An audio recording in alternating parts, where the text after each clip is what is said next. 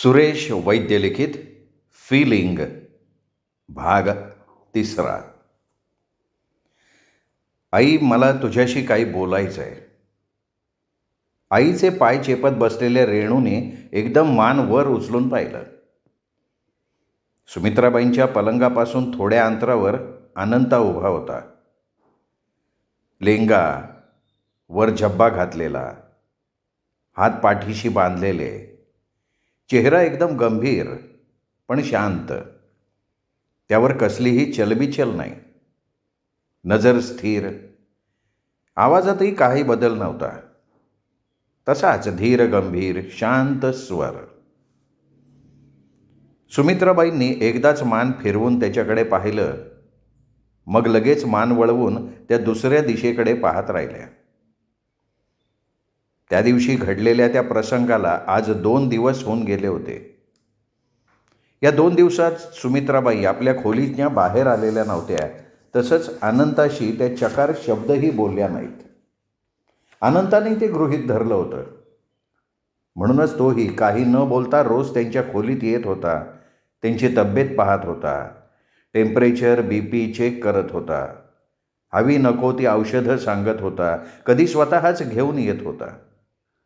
पथ्य पाण्याबद्दल रेणूला सूचना देत होता. आणि सुमित्राबाई हे सगळं मुकाट्यानं करून घेत होत्या. त्याच्या सूचना पाळत होत्या. तो म्हणेल तशी औषधं वेळेवर घेत होत्या. पण हे सगळं त्याच्याशी एकही शब्द न बोलता. रेणूला तर मनातनं आईचा भयानक राग येत होता. मनात येत होतं की एवढा काय गुन्हा केलाय अनंत दादाने की आईने त्याच्याबरोबर असं वागावं, एवढं त्याच्यावर रागवायचं. त्यांनी स्वतःला आवडलेल्या मुलीबरोबर लग्न करायचं ठरवलं तर एवढं आकाश कोसळल्यासारखं काय झालंय? शेवटी लग्न त्याला करायचंय, आयुष्य त्याला काढायचंय. आणि अनंत दादा का एवढा अविचारी मूर्ख आहे? त्याला आपलं चांगलं वाईट कळत नाही. त्याने जी मुलगी पसंत केली आहे ती चांगलीच असणार आहे. त्याशिवाय काय अनंत दादा? आई, मला वाटतं मी जे काही सांगणार आहे ते ऐकण्याची, सहन करण्याची ताकद तुझ्यात आता आली आहे. आणि शेवटी कधीतरी ते सांगावं लागणारच आहे म्हणा. शिवाय उद्या सकाळीच मला परत मिरजेला जायचं आहे. पुन्हा कदाचित सांगायला मिळेल न मिळेल. खरं तर त्यासाठीच 4 दिवसांची सुट्टी घेऊन मी आलो होतो. वाटलं होतं हे 4 दिवस आपल्या माणसात आनंदात मजेत घालवता येतील. मला जे काही सांगायचं आहे तेही तुला सांगता येईल. पण अनंताने एक मोठा निश्वास सोडला. अनंता हे सगळं बोलत असताना सुमित्राबाईंनी साधी मान वळवून त्याच्याकडे बघण्याचे कष्टसुद्धा घेतले नाहीत. त्या तशाच पडून राहिल्या होत्या. रेणू एका कानाने अनंताचं बोलणं ऐकत मान खाली घालून तशीच आईचे पाय चेपत होती. तिला मनातून अनंताविषयी प्रेम दाटून आलं होतं. त्याच्या काहीशा कंठ दाटून आल्यासारख्या आवाजानं ती आतून पार हलली होती. पण करण्यासारखं तिच्या हातात काहीच नव्हतं. एकतर आई मुलाचा सामना होता. दोघेही काहीसे हेकेखोर, हट्टी स्वभावाचे. आणि मुख्य म्हणजे दोघेही तिच्यापेक्षा वयाने मोठे होते. म्हणूनच काही न बोलता ऐकत राहणं किंवा पाहत राहणं एवढंच ती करू शकत होती. अनंता क्षणभर तसाच उभा होता. मग आतून खोलीचा दरवाजा बंद करून तो जवळच्या खुर्चीवर येऊन बसला. काही न बोलता बोटातली गुरूच्या खड्याची अंगठी गोल गोल फिरवत राहिला. कदाचित मनातल्या मनात पुढे जे काही बोलायचं होतं त्याची जुळवाजुळव करण्यासाठी, शब्द जुळवण्यासाठी. रेणू, ते दार उघड, सुमित्राबाई काहीशा चढ्या आवाजात म्हणाल्या. कारण अगदी सरळ होतं. अनंतानं एवढं दारबीर बंद केलंय त्या अर्थी त्याला आपल्याला काही सांगायचं आहे हे त्यांच्या लक्षात आलं होतं. पण त्यांना ते नव्हे, अनंताचं कुठलंच कसलंच बोलणं ऐकायची इच्छा नव्हती. आणि आपली ही रागाची प्रतिक्रिया त्या ज्या तऱ्हेनं होईल त्या तऱ्हेनं व्यक्त करत होत्या. रेणू दार उघडण्यासाठी उठली तसा एवढा वेळ शांत असणारा, काहीसा असहाय्य वाटणारा अनंताचा चेहराही एकदम कठोर झाला. मनातला सगळा संताप डोळ्यात गोळा झाला. रेणूचा हात धरून त्यांनी तिला पुन्हा खाली पलंगावर बसवलं आणि म्हणाला, दार मी मुद्दामच बंद केलंय. या घरात प्रायव्हसी अशी काही राहिलीच नाही. 2 दिवस झाले मनातलं सगळं सांगण्यासाठी मी धडपडतोय, पण सतत कोणी ना कोणी जवळपास असतंच. एखाद्या नजरकैदेत ठेवल्यासारखं वाटायला लागलंय मला. आई मुलाला एकत्र येऊच द्यायचं नाही असंच ठरवलेलं दिसतंय सगळ्यांनी. अनंता तसं कोणाचंच नाव घेत नसला तरी त्याचा रोग सरळ सरळ इंदू मावशीकडे होता हे रेणूप्रमाणेच सुमित्राबाईंच्याही लक्षात आलं. इंदू मावशीवर अनंताचा एवढा राग का, हे तर रेणूला अजूनपर्यंत न सुटलेलं कोडं होतं. कितीतरी वेळा तिच्या परीने तिने ते सोडवण्याचा प्रयत्न केला होता. इंदू मावशीच्या वागण्याची, बोलण्याची अनेक बाजूंनी छाननी केली होती, पण तिच्या हाताला काहीच लागलं नव्हतं. कारण इंदू मावशीच्या अनंताशी वागण्या बोलण्यात तिला काहीच कधी आढळलेलं नव्हतं. उलट अनंताशी तिचं वागणं बोलणं कितीतरी प्रेमाचं, मायेचं होतं. असं असताना अनंताचा एवढा इंदू मावशीवर राग का? अर्थात काहीतरी कारण हे असणारच, त्याशिवाय अनंतदादा एवढा चिडणार नाही. अनंताच्या त्या तशा बोलण्यानं सुमित्राबाई ताडकन पलंगावर उठून बसल्या. रागानं त्यांचा चेहरा लाल झाला होता. छाती वेगानं वरखाली होत होती. त्या जवळजवळ किंचाळल्या. एवढं काय रे सांगण्यासारखं? त्या दिवशी तर सगळं काही सांगितलंस, आता आणखीन काय शिल्लक राहिलंय? सुमित्राबाई जेवढ्या संतापल्या होत्या तेवढाच अनंता शांत होता. तो शांतपणे म्हणाला, त्या दिवशी जे काही सांगायचं होतं ते काहीच सांगितलेलं नाही आहे, सांगू शकलेलो नाही आहे. कारण त्यावेळी काहीच ऐकण्याच्या मनस्थितीत नव्हतीस तू. वाटलं होतं नंतर तू स्वतःहून मला विचारशील की मी असा अधेमध्ये अचानक कसा आलो. वाटलं होतं मी मुलगी पसंत केली आहे हे ऐकून तुला थोडीफार उत्सुकता वाटत असेल की कोण मुलगी, कुठली मुलगी, कशी आहे ती, काय करते ती. पण आता वाटायला लागलं आहे की तुला आपल्या मुलाबद्दल तेवढंही प्रेम उरलेलं नाही आहे. प्रेम उरलेलं नाही आहे? अरे प्रेम नसतं तर तुझ्यासाठी एवढ्या मुली पाहिल्या असत्या का? एवढे फोटो तुझ्याकडे पाठवले असते का? जो भेटेल त्याला विचारत सुटले असते का? गणपतीला साकडं घातलं असतं? पण तू 4 माणसांसमोर मला खाली मान घालायला लावली आहेस. चांगले पांग फेडलेस रे बाबा. सुमित्राबाईंचा संताप अनावर झाला होता.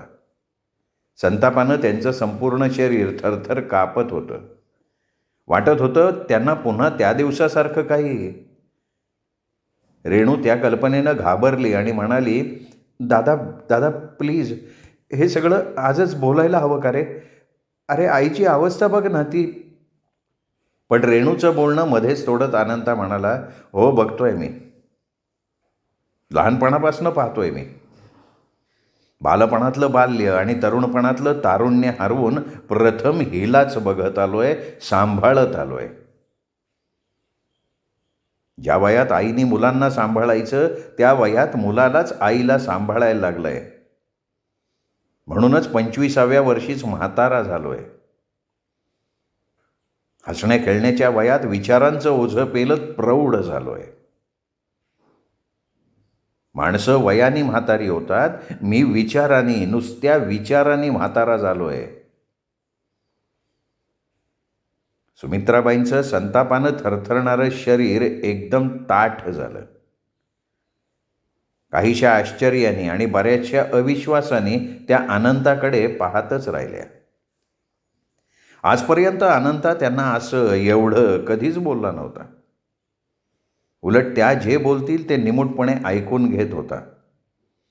कितीही रागावला, संतापला तरी त्यांना कधी उलटून बोलला नव्हता. आणि आज रेणूही काहीशा आश्चर्यानं अनंताकडे पाहत होती. आणि तो जे काही बोलला त्यातला शब्दनशब्द खराय हे तिला मान्य करावं लागत होतं. आजच्या इतका शब्दांचा अर्थ तिला कधीच कळला नव्हता. रेणू आणि सुमित्राबाई अशा पाहत असतानाच अनंता ताडकन वळला होता.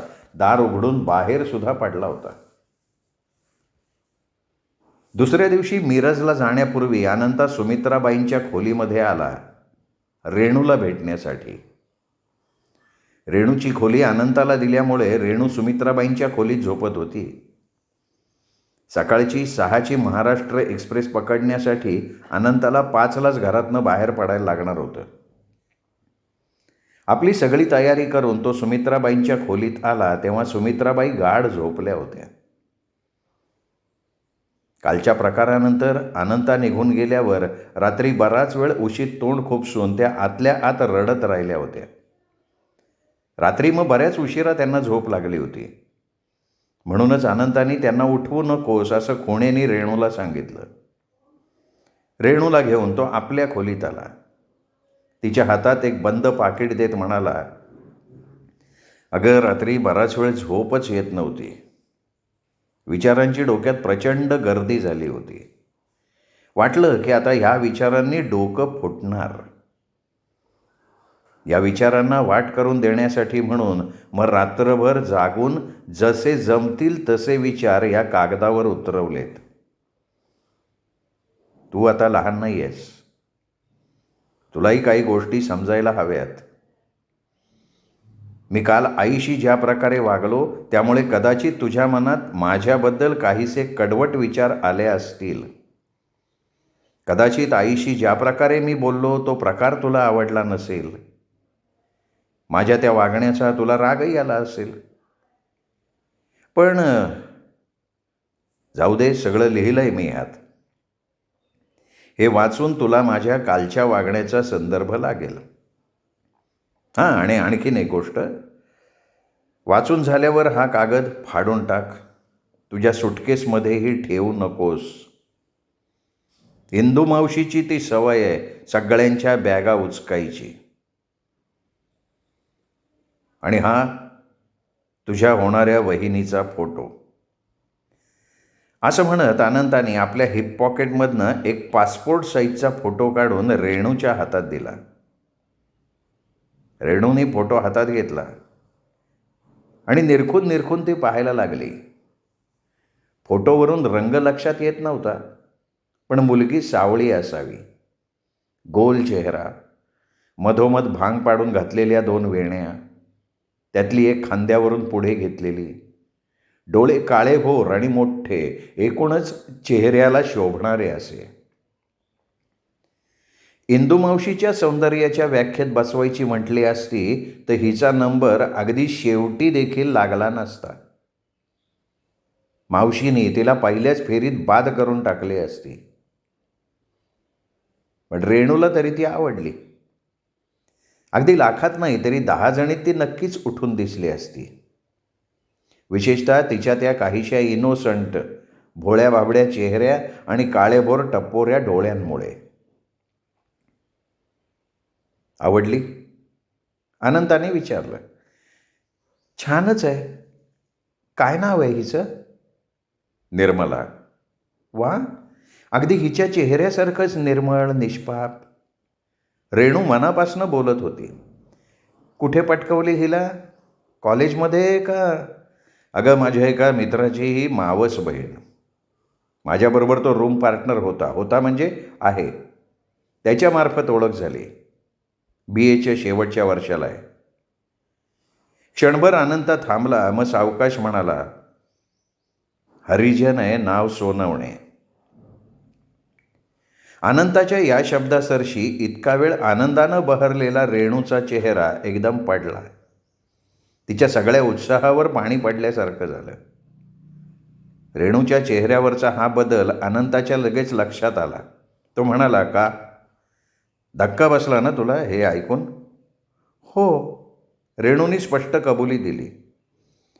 पण मी माझा विचार नाही करत आहे. आईला हे ऐकून किती धक्का बसेल असंच ना? रेणूचं वाक्य पूर्ण करत अनंता शांतपणे म्हणाला, हे मी केव्हाच गृहीत धरलंय.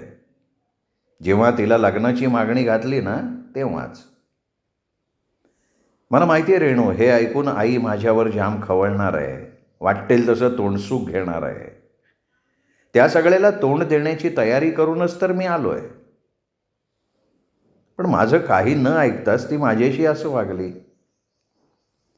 केवळ मी तिच्या म्हणण्याप्रमाणे त्या कोणा देसाईंच्या पोरीला होकार दिला नाही म्हणून, आणि म्हणून मला त्याचं जास्त वाईट वाटतंय. सगळं ऐकून घेऊन जर तिने मला अशी वागणूक दिली असती तर मला एवढं वाईट वाटलं नसतं. पण काहीही न ऐकताच. मला माहिती आहे रेणू, मी अजूनही तिचं ऐकलं तर ती माझ्यावरचा सगळा राग विसरून जाईल, मोठ्या मनाने मला क्षमा करेल. पण रेणू, तूच सांग, तिच्या एकटीच्या सुखासाठी, आनंदासाठी 3-3 आयुष्य बर्बाद करणं कितपत समर्थनीय आहे? मी नकार दिल्यामुळे निर्मलाचं आयुष्य बर्बाद होईल. निर्मलावर माझं प्रेम असल्यामुळे ज्या कोणा मुलीशी मी लग्न करीन तिला मी सर्वार्थानं सुखी करू शकणार नाही. आणि त्या मुलीचा काहीच अपराध नसताना हे असं उपेक्षित जगणं तिच्या नशिबी येईल. आणि हे सगळं केवळ एका माणसाच्या सुखासाठी. त्याला आनंद व्हावा म्हणून हे सगळं करायचं. नाही रेणू, नाही जमणार. अरे अनंता, रिक्षा आली आहे, जायली ना. जितेंद्रच्या आवाजानं अनंतानं वाक्य अर्धवट सोडलं. आपल्या चेहऱ्यावरची मरगळ उदासी क्षणात पुसून टाकली. चेहरा नेहमीसारखा शांत पण प्रसन्न केला. त्यावर निरोपाच्या हास्याचा मुखवटा चढवला. त्याखाली आपला चेहरा पूर्णपणे झाकून टाकला. जितेंद्रनी सुटकेस उचलली. दुसरी शबनम बॅग अनंतानं खांद्याला अडकवली आणि दोघे गेट बाहेर उभ्या असलेल्या रिक्षात बसले. रेणूनी भरून आलेल्या डोळ्यांनी अनंताची पाठमोरी आकृती पाण्याचा पडदा बाजूला सारून तशीच खोलीच्या खिडकीतून पाहत उभी राहिली. अनंता गेल्या 4 वर्षांपासून पुण्यापासून, घरापासून तसा बाहेरच होता. पुण्याच्या MES हायस्कूलमधून SSC उत्तीर्ण झाल्यावर तो MES कॉलेजमध्ये सायन्सला गेला होता आणि मग अचानक त्यांनी मेडिकलसाठी मिरजच्या कॉलेजला ॲडमिशन घेतली होती. आता MBBSच्या शेवटच्या वर्षाला होता तो. MBBS झाल्यावर तो परत पुण्याला येईल असं सर्वांना वाटत होतं. अगदी कालपर्यंत रेणूलाही तसंच वाटत होतं. पण आज मात्र रेणूला वाटत होतं की अनंता आता परत पुण्याला कधीच येणार नाही. आजचं त्याचं जाणं हे परत न येण्यासाठी आहे. म्हणूनच आजचं अनंताचं जाणं तिने मनाला फार लावून घेतलं होतं. एरवी अधूनमधून अनंता सुट्टीत पुण्याला यायचा, पुन्हा परत जायचा. त्यावेळी थोडंफार वाईट वाटायचं, पण त्यावेळी आशा असायची की अनंता परत पुन्हा पुढच्या सुट्टीत येईल. पण आजचं त्याचं जाणं हे कायमचं आहे ह्याची अगदी तीव्रतेनं तिला जाणीव होत होती. ती जाणीव, हे फिलिंग तिला अगदी आतून ढवळून काढत होतं. अनंता रेणूचा निरोप घेण्यासाठी सुमित्राबाईंच्या खोलीत गेला आणि मग रेणूला घेऊन आपल्या खोलीत आला. हे सगळं इंदू मावशींनी पाहिलेलं होतं. अनंता आज जाणार म्हणून इंदू मावशी ही लवकर उठली होती. देसाई प्रकरणापासून सुमित्राबाईंनी जसा आबोला धरला होता तसा इंदू मावशींनी धरला नव्हता. एवढंच नाही तर ह्या 2-3 दिवसात तिने तो विषयही पुन्हा काढला नव्हता. नेहमीप्रमाणे ती अनंताशी वागत होती. म्हणूनच आजही नेहमीप्रमाणे अनंता जाणार म्हणून ती लवकर उठली होती. त्याला व्यवस्थित राहण्याच्या, तब्येतीकडे लक्ष देण्याच्या सूचना करत होती. अर्थात अनंता इंदू मावशीच्या बोलण्याकडे फारसं लक्ष देत नव्हता, ही गोष्ट वेगळी. तर अनंता रेणूला घेऊन आपल्या खोलीत गेल्याचं इंदू मावशींनी पाहिलं होतं, पण अनंता असल्यामुळे त्याच्या खोलीत जाण्याचं धाडस तिला झालं नव्हतं. म्हणूनच अनंता घराबाहेर पडेपर्यंत ती काहीच बोलली नाही. पण अनंता जाताच तिने रेणूला गाठलं. सहज चेष्टेच्या सुरात बोलावं तसं विचारलं, काय आज अगदी बहीण भावाचं गुप्तगू चाललं होतं? काय म्हणत होता अनंता? दादा म्हणतो ते अगदी खरं आहे. या घरात प्रायव्हसी अजिबात राहिलेली नाही. अगदी पाळत ठेवल्यासारखं इंदू मावशीचं आपल्यावर लक्ष असतं. रेणूच्या मनात आलं. ती काहीशा तुटक आवाजात म्हणाली, काही नाही, वहिनीचा फोटो दाखवत होता. असं का? मोठा आतल्या गाठीचा आहे अनंता. 2 दिवस मी त्याला कोण मुलगी आहे, कशी आहे हे विचारत होते, तर ताकास तूर लागू दिला नाही. जशी काही मी त्याच्या लग्नाच्या आडच येणार आहे. इंदू मावशीचा स्वर काहीसा दुखावला होता. पण त्याहीपेक्षा त्यांनी आपल्याला काही न सांगता रेणूला सांगितलं म्हणून वाटणारा राग त्यातून प्रतीत होत होता. अनंतासमोर हे असं बोलायला काय झालं होतं? त्याला विचारायला काय झालं होतं? तो गेल्यावर त्याच्या मागे आताही काव काव. 2 दिवस कशी त्याच्या पुढे पुढे करत होती. त्याचवेळी माणसाला हे असं दुटप्पी वागतं तरी कसं येतं? रेणू काहीच बोलली नाही. तसं शेवटी इंदू मावशीच म्हणाली, कुठे आहे फोटो? बघू तरी कोणत्या परीने अनंतावर एवढी मोहिनी घातली आहे. मावशी हे थोडंसं हसून म्हणाली असली तरी त्यातून कळत नकळत ध्वनित होणारा उपहास रेणूला बरोबर जाणवला. काहीतरी बोलावं, अगदी झणझणीत बोलावं असं रेणूला वाटलं. पण इंदू मावशीला उलटं बोललेलं आईला खपत नाही हे जाणून ती गप्प राहिली. अनंता मावशीला फारसा भाव देत नाही म्हणून तर आईचा अनंतावर राग आहे. माझ्या खोलीत आहे, येऊन बघ, असं म्हणत रेणू आपल्या खोलीत निघून गेली. रेणूच्या वाढदिवसाला रेणूच्या एका मैत्रिणीने एक छानपैकी स्टीलची फोल्डिंग टेबल फोटो फ्रेम म्हणून दिली होती. त्यात रेणूनं एका बाजूला अनंताचा आणि दुसऱ्या फ्रेममध्ये अमिताभ बच्चनचा फोटो लावला होता. रेणूनं अमिताभचा फोटो काढून त्या जागी अनंतानं दिलेला निर्मलाचा फोटो ॲडजस्ट करून टाकला. मग बराच वेळ ती त्या 2 फ्रेममध्ये लावलेल्या दादा वहिनीच्या फोटोकडे पाहत बसली होती. निर्मला तशी फारशी सुंदर नव्हती. त्यातून ती वेगळ्या जातीची आहे हे ऐकून रेणूला तसा थोडाफार धक्काही बसला होता. अनंताला सांगताना तिने आईचं कारण दिलं होतं. तसं ते खरंही होतं. पण मनातून तिलाही ते ऐकून धक्का बसलाच होता. तरीही रेणूनं मनातल्या मनात निश्चय केला होता. घरातून अनंताच्या या विवाहाला सगळ्यांकडून जबरदस्त विरोध होणार. कदाचित हे घर अनंताला कायमचं दुरावणार. पण आपण त्याच्या पाठीशी राहायचं. या विवाहाबद्दल कोणी काही बोललं की दादाची बाजू घेऊन आपणच त्याचं समर्थन करायचं, वाद घालायचा वगैरे वगैरे. वाद घालायचा झालाच तर रेणूने असे मुद्दे आपल्या मनातल्या मनात पाठ करून ठेवले होते. तसं पाहिलं तर सुमित्राबाई किंवा इंदू मावशीसारख्या लोकांशी वाद घालण्या इतपत तिचं वय नव्हतं. शिवाय आपल्या अधिकाराचा उपयोग करून त्या तिला गप्प करू शकत होत्या आणि तसं त्यांनी केलं सुद्धा. पण ह्या निश्चयाच्या जोरावरच जेव्हा अनंताच्या होणाऱ्या बायकोची जात घरात कळली तेव्हा जो काही तमाशा झाला, जे काही वादळ उठलं, त्याला रेणूने अगदी व्यवस्थित तोंड दिलं. एवढंच नाही तर आपल्या मैत्रिणींनाही तिने मोठ्या अभिमानाने या आंतरजातीय विवाहाची माहिती दिली.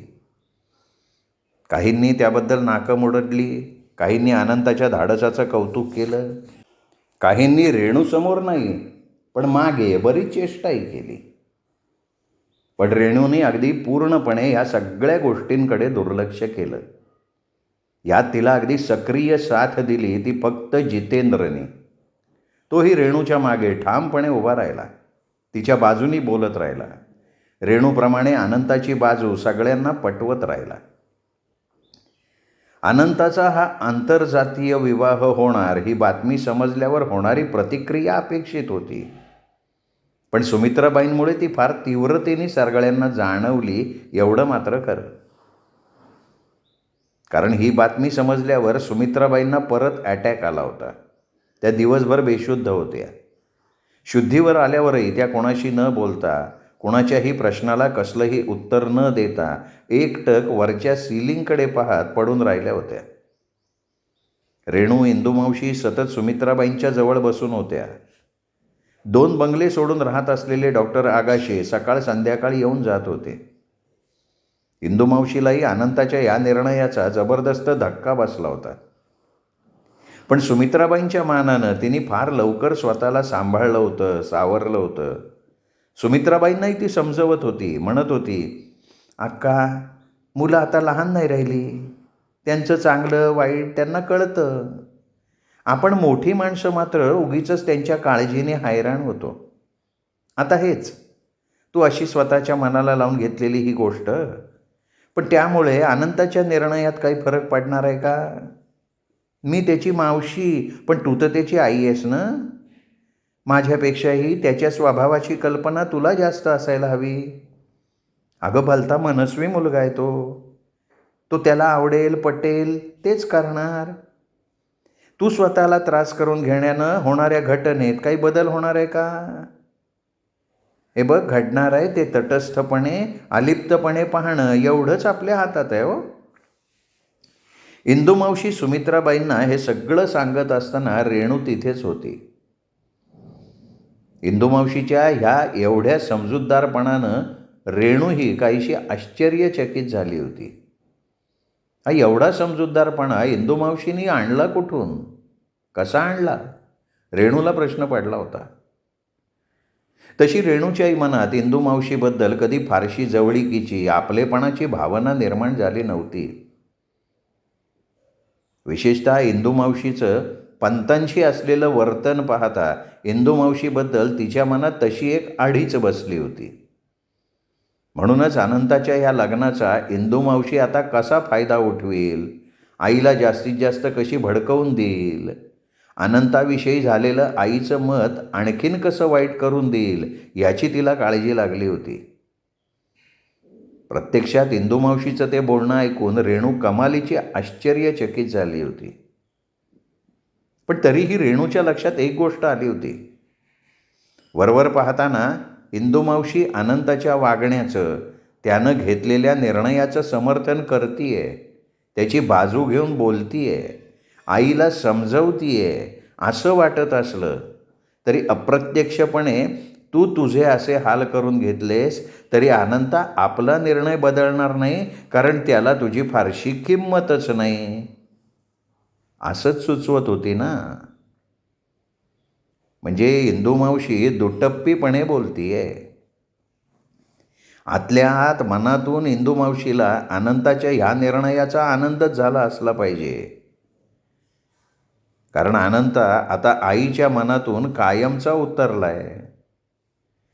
या घरातल्या एकमेव माणसाला इंदुमावशी काहीशी वचकून होती आणि तोच अशा प्रकारे ह्या घरापासून आता कायमचा तुटलाय, याचा इंदुमावशीला मनातून नक्कीच आनंद झाला असला पाहिजे. अनंता गेल्यामुळे ह्या घरात आता एकमेव मुलगा राहिलाय, तो म्हणजे जितू, जितेंद्र, मावशीचा मुलगा. साहजिकच आई आता त्याच्यावर प्रेमाचा वर्षाव करणार. तसा तो ती आत्ताही करतीच आहे म्हणा, पण अनंताची जागा जितू घेणार आणि इंदुमावशीला नेमकं तेच हवं आहे. नाहीतरी आईनी सगळे अधिकार मावशीच्याच हाती दिलेत. तरीही तिला जाब विचारणारा अनंता हा एकमेव माणूस होता. तोच गेला म्हटल्यावर आता काय? आता सगळं मोकळं रान, हवं तसं चारायला कोण विचारणार आहे? अर्थात जितूबद्दल आपल्या मनात कसलीच आढी नाही. त्या बिचाऱ्याला तर इंदुमावशीच्या या खेळीचा कसलाच पत्ता नाही. आपल्या आईच्या वागण्याचा त्यालाही कधी कधी राग येतो. विशेषतः पंतांशी असलेलं आईचं वर्तन त्याला मुळीच आवडत नाही. पण तोही इंदुमावशीला काहीसा घाबरून असतो. तिच्यापुढे त्याचं काही चालत नाही. पहिल्यापासून इंदुमावशीनं त्याला धाकातच ठेवलंय. इंदू मावशीच्या वागण्यामागचा रेणू असा अर्थ शोधत होती, अर्थ लावण्याचा प्रयत्न करत होती. श्रोते हो, हा होता सुरेश वैद्य लिखित फिलिंग या कादंबरीचा 3रा भाग. या कादंबरीचा 4था भाग आपण उद्या ऐकणार आहोत दीपक रेगे कथाकथन चॅनलवर. ऐकत रहा सुरेश वैद्य लिखित फिलिंग. आपण श्रोते हो, अजूनपर्यंत जर तुमच्याकडनं चॅनल सबस्क्राईब करणं झालं नसेल तर एकच विनंती करतो, कृपया चॅनल सबस्क्राईब करा. भेटूया उद्या. नमस्कार.